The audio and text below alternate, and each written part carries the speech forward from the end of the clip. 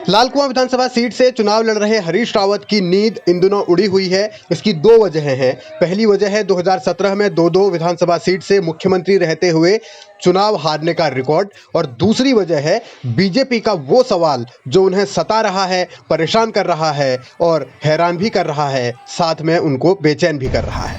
लेकिन भाजपा के लोग, जिस दिन से मैं अभी नॉमिनेशन किया है, बल्कि स्कूटी में भी अभी स्कूटी हुई होगी, पता नहीं, आप पत्रकार लोगों को ज़्यादा मालूम होगा। तो अब इंची टेप लेकर के मैं कहाँ पैदा हुआ हूँ इसको ना, एक तरफ हम राज्य भर में और देश भर में उत्तराखंड और उत्तराखंडियत के लिए लड़ रहे हैं, और भाजपा के लोग जो है मेरा जन्म स्थान ढूंढ रहे हैं। लालकुआं में हरीश रावत को बाहरी बताकर बीजेपी हमला बोल रही है। मुद्दा स्थानीय बनाम बाहरी का बनाया जा रहा है, यानी स्थानीय कैंडिडेट नहीं है तो फिर उसके विरोध की बात की जा रही है, इसीलिए सियासत गर्म है। उनसे कहना चाहता हूँ, 5 साल बाद मेरा कर्म स्थान ढूंढें कि मेरे विधायक बनने के बाद बिंदुखत्ता से लेकर के घोड़ापार, चोरगलिया और बरेली रोड, अल्लू और ये सब क्षेत्रों के आर्थिक विकास में और दूसरे विकास की योजनाओं में कितना परिवर्तन आया है। उस समय मेरी कुंडली देखें, फिर मेरी कुंडली जो कुछ कहेगी, और मैं निश्चित और मैं जानता हूं कि मेरी कुंडली जो है भाजपा को आउट ऑफ डेट कर देगी। 5 साल तक गंगा यमुना में काफी पानी बह चुका होगा, तब की तभी देखी जाएगी। लेकिन मौजूदा वक्त में हरीश रावत के सामने पहली चुनौती यही है कि वो लालकुआं के लोगों को साध पाएं, वो लालकुआं के लोगों को अपना बता पाएं और खुद को वहां का ही बता पाएं। इसीलिए बीजेपी उनको टारगेट कर रही है, लेकिन हरदा अलग तरीके की राजनीति के मूड में है। अरे लड़ाई उत्तराखंड और उत्तराखंड को बचाने की है। पूरा उत्तराखंड हमारे साथ खड़ा होना चाह रहा है, और लालकुआं के भाजपाई जो है एक नया राग छेड़ रहे हैं। तो ये कितनी संकीर्ण मनोवृत्ति के लोग हैं।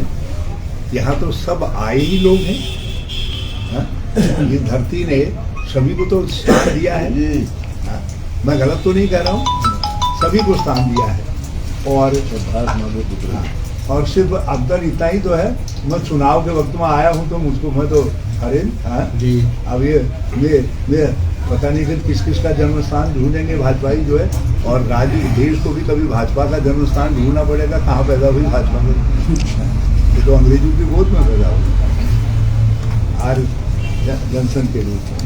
तो ये बातें हैं। तो ये संकीर्णता नहीं, बल्कि हम सद्भाव और भाईचारे का लालकुआं बनाएंगे, परस्पर स्नेह और विश्वास का लालकुआं बनाएंगे, सबको साथ लेकर के चलेंगे।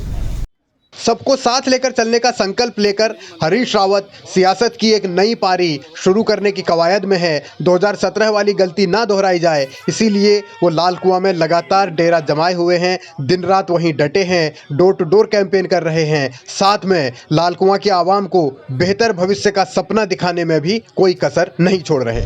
यदि भगवान यहाँ सौभाग्य से मतलब मुख्यमंत्री हो गया जैसा लोग कह रहे हैं, तो हो गया, तो फिर तो सरकारी आपके द्वार होगी, लालकुआं के द्वार होगी, तो फिर आप तो कहेंगे। चुनौती चुनाव की है और सवाल विरोधियों के हैं, साथ में संकट स्थानीय बनाम बाहरी का है। इसीलिए हरीश रावत अब लालकुआं में ही स्थायी तौर पर रहने का ऐलान भी कर चुके हैं। हाँ, जब ऐसे बातें उठेंगी तो स्थायी भी बनाएंगे, नहीं तो मुझे करीब सांसद 80 में बन गया था, तो ये 42 साल करीब लेजिस्लेचर में रहा हूँ, लेकिन मैं मकान नहीं बना पाया। मैं लालकुआं का बड़ा आभारी हूँ और भाजपा के लोगों को धन्यवाद देना चाहता हूँ कि मुझे यहाँ मकान बनाने के लिए, स्थायी निवास बनाने के लिए प्रेरणा दे रहे हैं। अभी तक का राजनीतिक जीवन मैंने किराए पर काट दिया। मैं अरे यार रहने दीजिए ना,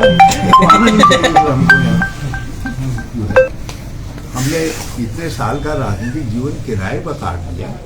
अब कहा है तो भाजपा के दोस्तों की कुछ सलाह तो मैं मानूंगा ही मानूंगा, उनकी ये सलाह मानूंगा। सर, अमित शाह ने जिस तरीके शुरू में किराए का मकान लूंगा और बाद में स्थायी मकान लूंगा। सर लाल कुआं से अपना लगाव बढ़ाने के लिए हरीश रावत कोई भी मौका नहीं छोड़ रहे। असल में सवाल उनके सबसे बड़े सपने यानी मुख्यमंत्री बनने का है। अब वो मुख्यमंत्री दोबारा बनने का सपना साकार तभी होगा जबकि वो विधायक चुने जाएंगे और इसीलिए वो लाल कुआं की जनता के साथ खुद को जोड़ रहे हैं, जोड़ने की कोशिश कर रहे हैं। उन्हें भरोसा भी है कि लाल कुआं की आवाम उन्हें विधानसभा तक जरूर पहुंचाएगी।